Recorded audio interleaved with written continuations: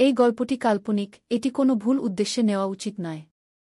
আরে আমি তোমাকে কিছু জিজ্ঞাসা করছি, বেটা, তোমার মন কোথায়? নিচে বসে সবজি কাটতে কাটতে মা বলল, তখন আমার মন অন্য কোথাও ছিল। হঠাৎ মন ফেরাতে গিয়ে বললাম, কি বলছিলে মা? তখন মা আবার বলল, আমি বলছিলাম যে আজকাল তোমার কাজ অনেক বেড়ে গেছে মনে হচ্ছে। আমি উত্তর দিয়ে বললাম, হ্যাঁ মা, অনেক বেড়ে গেছে। এখন তো সময় পাওয়া যায় না। তাই এখন আমি গ্রাহকদের ডিমান্ড পূরণ করতে ব্যস্ত আছি। শুধু কিছুদিন অপেক্ষা করো, সব শেষ হয়ে গেলেই আমি তোমাকে ফ্রি পাবি। নমস্কার বন্ধুরা, আজকের এই গল্পে আপনাদের স্বাগতম। আমার নাম অভয় এবং আজ আমি আপনাদের আমার এবং আমার মায়ের গল্প শোনাতে যাচ্ছি। আমার বাবা মায়ের বিবাহবিচ্ছেদ তাদের বিয়ের ৫ম বছরে হয়েছিল। তখন আমার বয়স মাত্র ৪ বছর ছিল এবং আমার মা ছিলেন ২৪ বছরের। তখন আমার নানা আমার মাকে তার দ্বিতীয় বিয়ের জন্য বলেছিলেন, কিন্তু মা তখন স্পষ্টভাবে বিয়ে করতে অস্বীকার করেছিলেন। তখন কোর্টের রায় অনুযায়ী বাবা প্রতি মাসে ১০,০০০ টাকা এবং থাকার জন্য একটি বাড়ি দিয়েছিলেন, যার মাধ্যমে আমাদের সব প্রয়োজন মিটে যেত। তখন আমরা একটি সোসাইটিতে একটি বেডরুম এবং একটি কিচেনের ফ্ল্যাটে থাকতাম। তখন বাড়িতে শুধু আমি এবং মা ছিলাম, তাই আমরা দুজনেই একে অপরের সাথে কথা বলতাম। আমার মায়ের স্বভাব কিছুটা কঠোর ছিল, কিন্তু আমরা দুজনেই একে অপরের খেয়াল ভালোভাবে রাখতাম। এখন আমার বয়স ২৮ বছর এবং আমার মা ৪৮ বছরের। আমি গ্র্যাজুয়েশনের পর ফ্যাশন ডিজাইনিংয়ের কোর্স করেছিলাম এবং একজন বড় ডিজাইনার সাথে কাজ শুরু করি। সেখান থেকে অনেক কিছু শেখার পর আমি নিজের একটি সেলাইয়ের দোকান খুললাম, যা ধীরে ধীরে ভালো চলতে শুরু করল। এখন আমার সাথে শুধু টেইলার কাজ করে। একদিন সকালে মা সবজি কাটছিলেন, তখন তিনি আমাকে জিজ্ঞাসা করলেন, অভয়, তুমি কোন ধরনের কাপড় বানাও? আমি বললাম, সব ধরনের কাপড়। কেন মা, কেন জিজ্ঞাসা করছ? তিনি বললেন, এমনি। তারপর মা জিজ্ঞাসা করলেন, শাড়ি, ব্লাউজ, সালোয়ার, ঘাগরা, চোলি এসবও বানাও কি? আমি বললাম, হ্যাঁ মা, সব বানাই। তখন মা বললেন, তাহলে তো তোমার সেলাইয়ের দোকানে প্রতিদিন অনেক মহিলা আসে। এতে আমি বললাম, হ্যাঁ মা, ব্যবসা করেছি, তাহলে পুরুষ মহিলা সবাই তো আসবেই। তারপর মা আরও জিজ্ঞাসা করলেন, তাহলে বেটা, মহিলাদের মাপ কে নেয়? কোনো লোক রেখেছ কি? তখন আমি বললাম, হ্যাঁ মা, সব ম্যানেজ হয়ে যায়। আজকাল সব চলে। কিন্তু তুমি এত কেন জিজ্ঞাসা করছ? এতে মা বললেন, আমিও কিছু ব্লাউজ সেলাই করাতে চাই। আমার যে বন্ধু ছিল সে এখন কাজ ছেড়ে দিয়েছে। আমি বললাম, মা, তুমি এতক্ষণ ধরে পাজল কেন বানাচ্ছিলে? যদি তোমার ব্লাউজ বানাতে চাও, তাহলে এতে সমস্যা কি? তুমি তোমার পুরানো ব্লাউজ দিয়ে দাও, আমি টেইলারকে দিয়ে দেব, সে বানিয়ে দেবে, তারপর এনে তোমাকে দিয়ে দেব। এত শুনে মা বললেন, আমার কোনো ব্লাউজ এখন ফিট হয় না, নতুন মাপ নিতে হবে। এতে আমি বললাম, ঠিক আছে মা, আমি টেইলারকে বলে দেব, কাল টেইলার এসে তোমার মাপ নিয়ে নেবে। এখন তো কোনো সমস্যা নেই, তাই না? তখন মা বললেন, বেটা, আমার মনে হয় না যে আমি কোনো অপরিচিত লোককে আমার মাপ নিতে দেব। আমি বললাম, মা, যদি তুমি মাপ না দাও, তাহলে ব্লাউজ কেমন করে সেলাই করবে? তারপর কিছুক্ষণ ভেব ০০ বাজে যখন আমি বাড়ি পৌঁছলাম তখন মা রান্নাঘরে ছিলেন। তিনি আমাকে বললেন, বেটা, এসে গেছিস? সামান নিয়ে এসেছিস? তখন আমি বললাম, হ্যাঁ, সব নিয়ে এসেছি। এখন তুমি দ্রুত তোমার কাজ শেষ করো। কিছুক্ষণ পরে মা আমার কাছে এসে বসলেন এবং অ্যালবাম দেখতে লাগলেন। তখন তিনি হালকা হলুদ রঙের শাড়ি পরেছিলেন এবং তার শাড়ির কাপড় এত পাতলা ছিল যে শরীরের রূপরেখা দেখা যাচ্ছিল। তখন আমি মাকে দেখতে দেখতে হারিয়ে গেলাম। ঠিক তখনই তিনি জোরে বললেন, অভয়, শুনছিস তো? তখন আমি চমকে বললাম, হ্যাঁ, কি হয়েছে মা?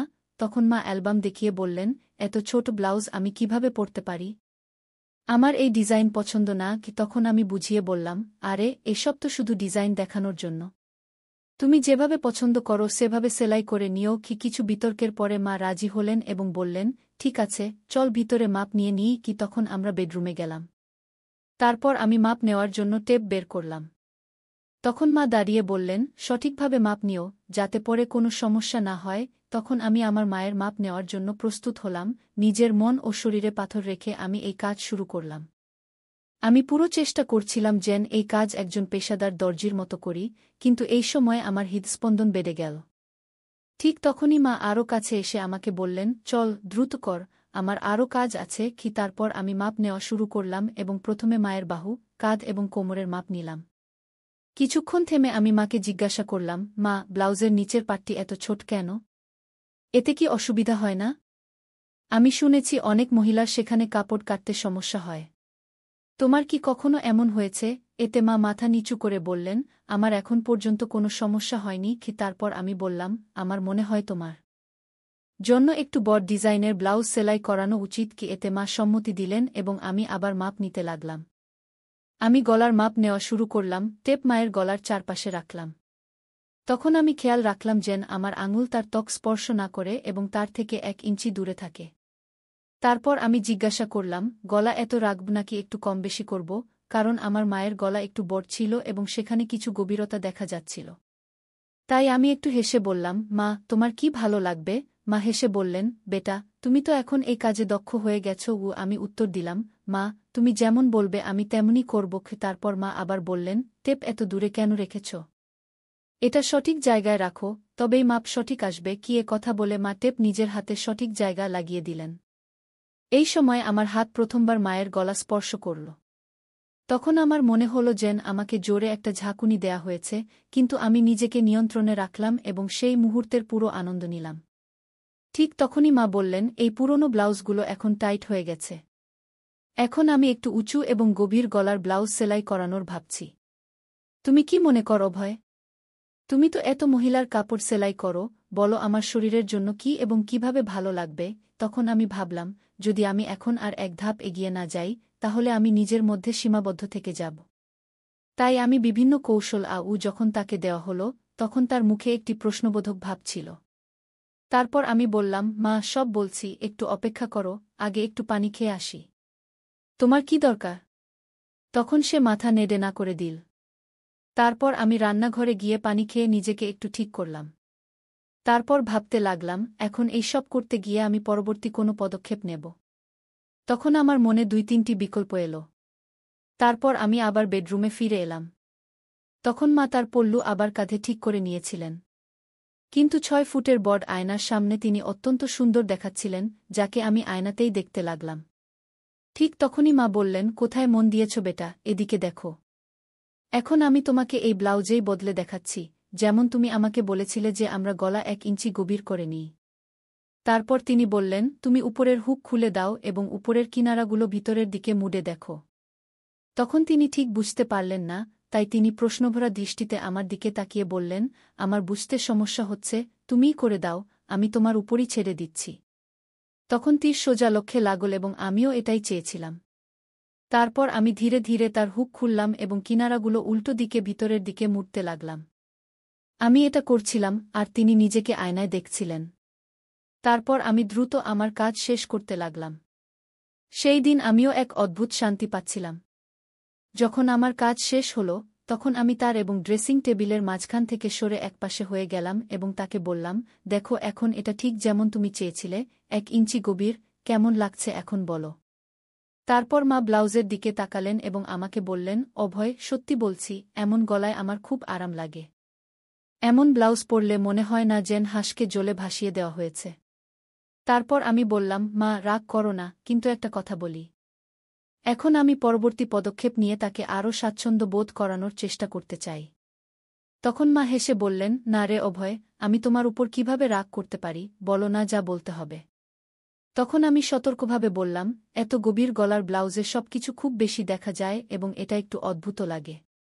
এটা শুনে মা তার ব্লাউজের 3 ইঞ্চি ভিতরের দিকে মুড়ে নিলেন এবং হেসে বললেন, আমাকে কে দেখবে অভয়? বাড়িতে তো আমরা দুজনেই থাকি, আর বাইরে আমাকে খুব কমই যেতে হয়। যাই হোক, তোমার সামনে আমার কোনো সমস্যা হয় না।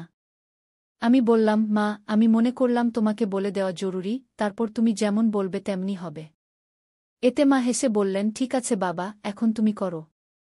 তারপর আমি বললাম, আমি তোমাকে ঠিক যেমন বলছিলাম তেমন ব্লাউজ দেখাচ্ছি।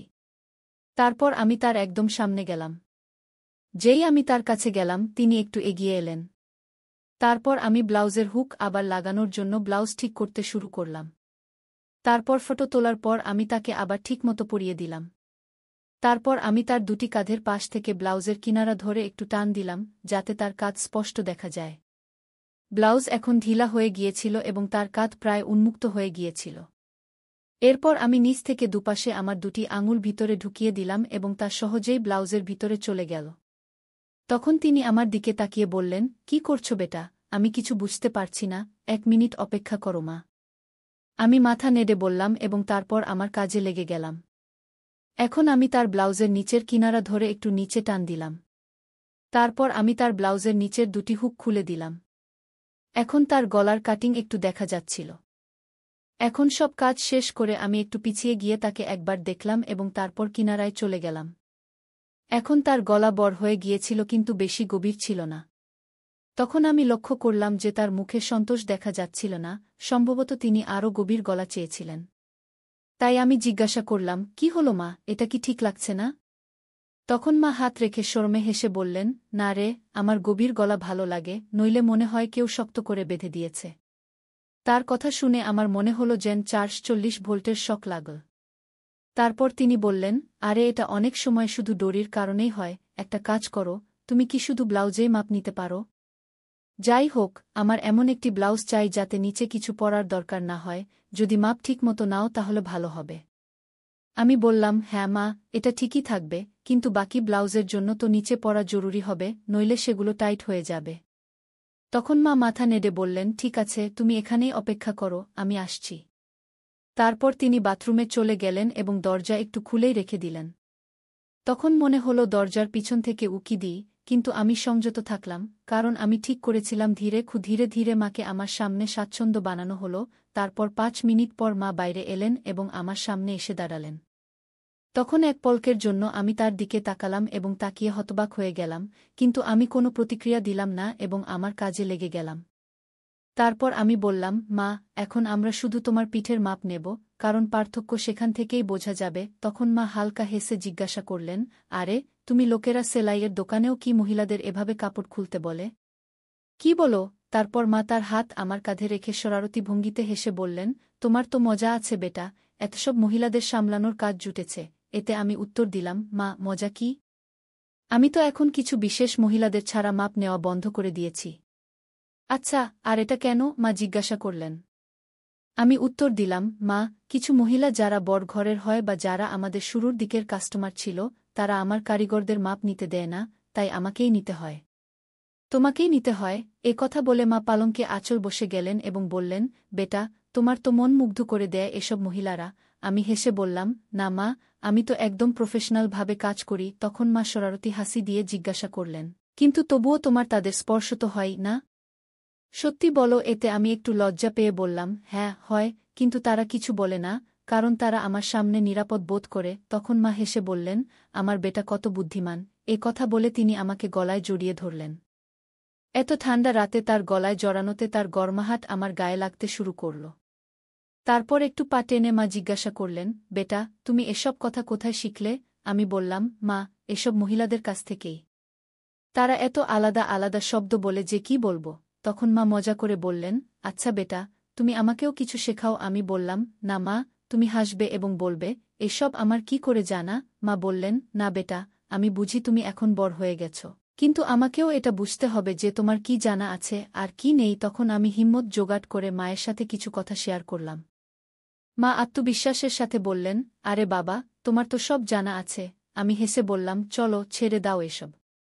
এখন তোমার নতুন ডিজাইনের ব্লাউজ নিয়ে আসি। তারপর আমি উঠে দাঁড়িয়ে জিজ্ঞাসা করলাম, হাত লাগালে চলবে তো? মা নিজেকে শব্দ দেখানোর চেষ্টা করে বললেন, আরে হ্যাঁ বেটা, আমার তোমার উপর পূর্ণ বিশ্বাস আছে। আর কি, তুমি এত তাড়াতাড়ি সব কিছু ফিট করে ফেলেছ? তখন মা একটু জোরে হেসে বললেন, বেটা, দেখো তো, কোথাও কিছু আর লাগানোর আছে কি না। তার এই মজা ক্যাবিনেট থেকে একটি গাউন বের করে দেখাতে বললাম এবং বললাম, দেখো, এটি স্লিভলেস, কিন্তু এর ম্যাটেরিয়াল খুবই আরামদায়ক। এটি পরে দেখো, যদি ভালো লাগে তাহলে এই ডিজাইনে আরও কিছু বানিয়ে দেব। মা একটু দ্বিধা করলেন, কিন্তু তারপর বললেন, ঠিক আছে, এটি পরে দেখি। তিনি গাউন নিয়ে বাথরুমে চলে গেলেন। তখন আমি একটু নার্ভাস ছিলাম, কিন্তু নিজেকে শান্ত রাখার চেষ্টা করছিলাম। কিছুক্ষণ পর মা বাইরে এলেন, গাউনে তিনি খুব সুন্দর দেখাচ্ছিলেন। এসে তিনি জিজ্ঞাসা করলেন, কেমন লাগছে বেটা? আমি বললাম, খুব ভালো লাগছে, তোমার উপর এই ডিজাইন খুব সুন্দর মানাচ্ছে। তারপর মা আয়নায় নিজেকে দেখলেন এবং হালকা করে হাসলেন। তারপর তিনি বললেন, হ্যাঁ, এটি সত্যিই খুব আরামদায়ক লাগছে। তারপর আমি মাকে বললাম, তাহলে নিশ্চিত, এখন আমি এমন আরও 2-3টি ডিজাইন তৈরি করে দেব। মা বললেন, ঠিক আছে, কিন্তু খেয়াল রাখবে যেন ম্যাটেরিয়াল সবসময় এমনই থাকে এবং হ্যাঁ, গলা একটু গভীর হলে আরও ভালো হবে। তারপর আমি সম্মতিতে মাথা নাড়লাম। এ কথা বলতে বলতে মা আবার সাধারণ পোশাকে ফিরে এলেন। তারপর আমাদের কথোপকথন সেখানেই শেষ হয়ে গেল। শেষ পর্যন্ত আমি অনুভব করলাম যে মায়ের সাথে এই কথোপকথন শুধু তার আরামের জন্য ছিল না, বরং একটি নতুন দৃষ্টিভঙ্গি বোঝার জন্যও ছিল। এটি এমন একটি মুহূর্ত ছিল যেখানে আমরা দুজনেই একে অপরের অনুভূতিকে আরও ভালোভাবে বুঝতে পেরেছিলাম। তাই বন্ধুরা, এটা ছিল আমাদের আজকের ছোট্ট গল্প। আপনাদের এই গল্প কেমন লাগলো কমেন্ট করে অবশ্যই জানাবেন। আর যদি গল্পটি পছন্দ হয়ে থাকে তাহলে লাইক করুন এবং আপনার বন্ধুদের সাথে শেয়ার করুন। আগামীতেও এমন রোমাঞ্চকর গল্পের জন্য আমাদের চ্যানেল সাবস্ক্রাইব করুন এবং বেল আইকন প্রেস করতে ভুলবেন না, যাতে আপনি আমাদের কোনো গল্প মিস না করেন। ধন্যবাদ।